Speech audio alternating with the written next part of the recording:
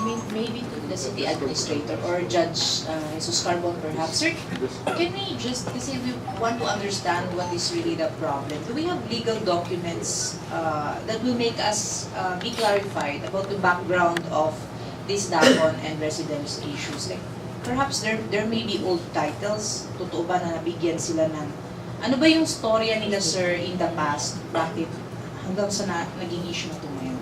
Thank you.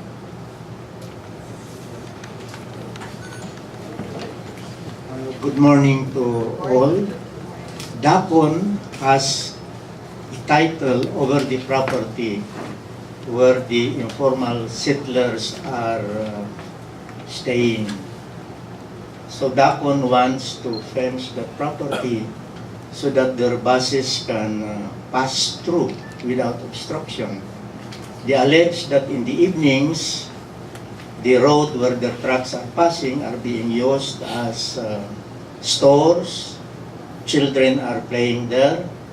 When their buses pass and they honk their horn, they get angry at the employees of Dapon.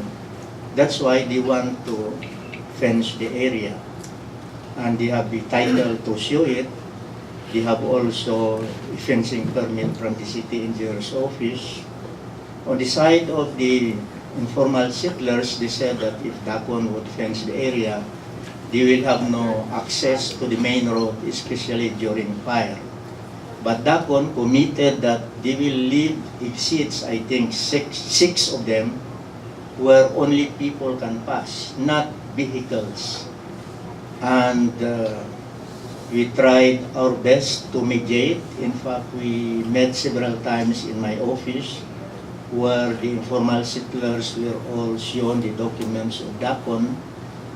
And we also met in the office of the city administrator.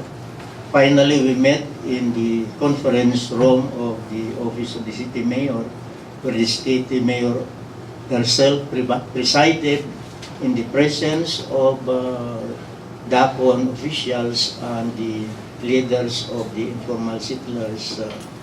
But nothing was arrived at because Dapon wants to fence the area. The residents do not like any form of fencing there.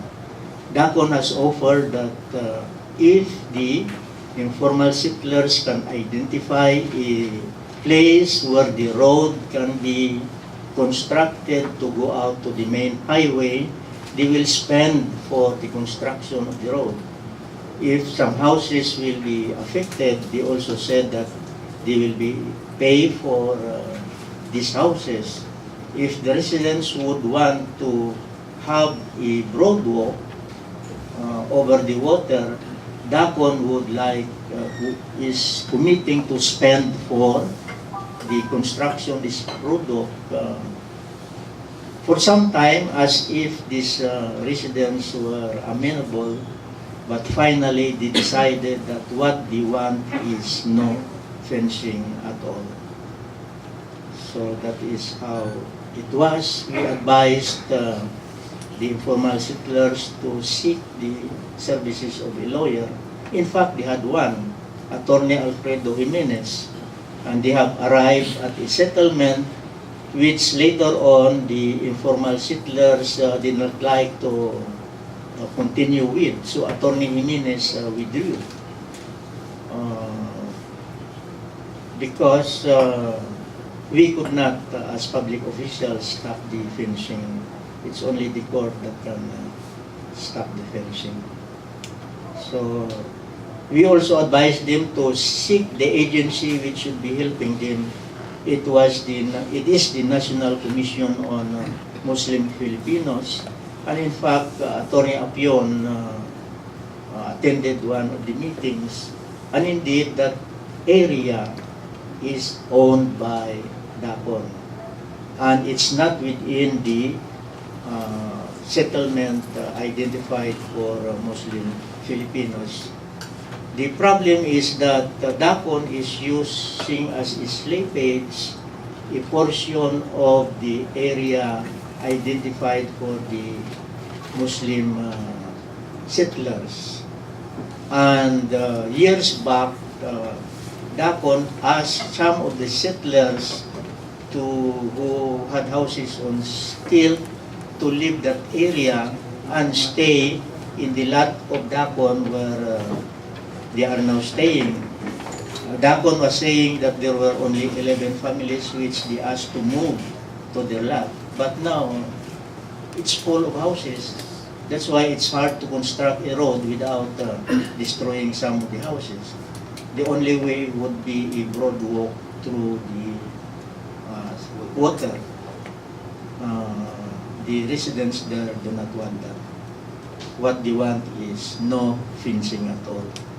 So that is where we stop, but I understand there will be a dialogue tomorrow to again explore what could be arrived at. Also, the informal settlers wanted that if they be relocated, they will leave the area, transfer to the land of Dapon just at the other side of the road. But Dapon would not agree that land is mortgaged to China Banking Corporation. So there could be no movement of the settlers from where they are staying now to another land owned by Dapon. So that was how it was. When we advised them, please see a lawyer. Only the court can stop the fencing.